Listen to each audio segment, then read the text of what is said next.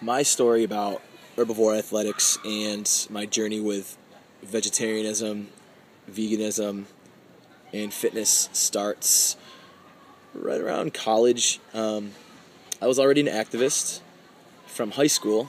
My first step into any of this was helping form a gay-straight alliance called Acceptance Coalition in my high school in Syracuse, New York.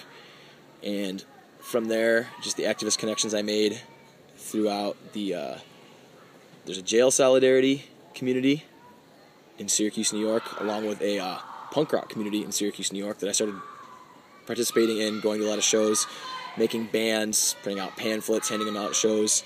On into my college years at Syracuse University, I became very involved in activism, primarily anti-war activism surrounding the United States invasion of Iraq in 2003. That was my freshman year.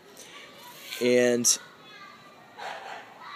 as I was being an activist and living that kind of life, I didn't have much time for frat parties or that kind of thing. And on my free time, I started working out a lot. There's just a gym up at Syracuse University, and I made friends with a few of those guys. It was just like a hobby for me. I didn't get big, buff muscle, anything like that. It was just something I liked doing. I didn't really know what I was doing. Just lifting weights, right? I started supplementation like my junior year. Somebody gave me my first tub of soy protein. I thought it was disgusting, but I was like, oh, soy. I'm supposed to eat soy because I'm a vegan. I realized that I ended up started to put on muscle after I started supplementing with protein, and then the journey sort of started. I moved to Portland, Oregon. It was actually more to further my activism in 2006, right after I graduated Syracuse University. And while I was out there, I was pretty much doing animal rights full time. And there's fur protests on Saturdays, animal testing, outreach all throughout the week, and I had a part-time job out there. But when I wasn't doing those things, there was a gym right up my street. It was called Prusinowski's Gym, opened in 1943, and that was way before bodybuilding or powerlifting was even a fad. All the weights there, they still existed from the 40s and 50s. They were two big pieces of steel, basically welded together with a pipe, and those were the dumbbells, or so they called them. And Prusinowski's Gym gave me a start into taking it seriously. The owner there, his name was Sam Hill.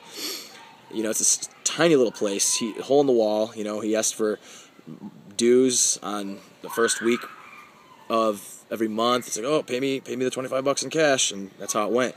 And he ended up telling me about a few cool lifts and showed me the Arnold Schwarzenegger Encyclopedia of Bodybuilding. That was a huge turn on. I was just like, wow, this stuff is serious. Arnold Schwarzenegger has an entire chapter on just how to build your forearms, and another chapter just on how to tan. This sport is for real. I moved away from Portland, Oregon, and came back to Syracuse to work at Abercrombie and Fitch as a manager for a while. And that whole store is all about the image, so I felt like, okay, I'm going to continue with this weightlifting and try to look real good. That was when I started trying to develop abs. Abercrombie is all about the abs, and if we ever took our shirts off in front of the store or anything like that, it was all about the abs and torso. So I started getting like a pretty boy look. This was about 2007, 2008.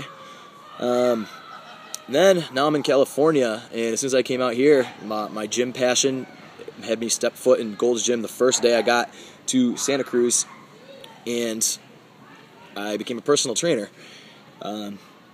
My obsession is, I guess my passion became an obsession then, and pretty much every single day since then I've been in a gym. I've taken some spans of time off to either rehabilitate injuries or to travel, but yeah, basically since late 2009, it's been nonstop in the gym. It's been over 3 years now. It's awesome. I absolutely love it. I am still entirely herbivore, plant-based. You know, I never eat meat. I never eat cheese. Those things, they're high in protein, but I just don't need them. All my muscle is fueled by plant-based proteins, plant-based carbohydrates, plant-based fats. It works out. Supplementation is all, veganproteins.com, vegateam.com. They all have amazing supplements for you, and I've just found that I don't need that kind of stuff. So my metamorphosis from punk rocker, high school, college, up into a herbivore athlete, bodybuilder, crossfitter, marathoner, 2012, that's my story.